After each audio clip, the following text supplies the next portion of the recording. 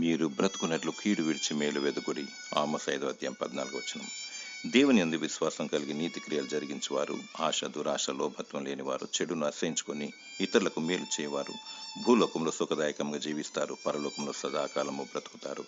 ప్రభు పాదాల చెంత విశ్వాసం, వినయం, విధేయత, భయము, భక్తి, ఆత్మీయత, ప్రేమ, అనురాగములు కలిగి నిందారహితంగా జీవించాలి. దినదినము జీవాహారము భుజిస్తూ అనగా దైవ వాక్యమును ధ్యానిస్తూ ఆయన కట్టడలను విధులను పాటిస్తూ ప్రభు అయిన యేసుక్రీస్తు మార్గంలో పయనించాలి. సత్యవాక్యమును చేపట్టి వాక్యపు వెలుగులో వర్ధిల్లాలి.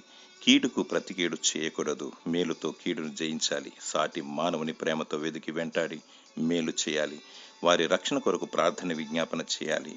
రెండవ మరణానికి గురి కాకుండా దేవుని చిత్తాన్ని నెరవేర్చే బుద్ధిగల కన్యకల వలె అంతం వరకు సహించుము.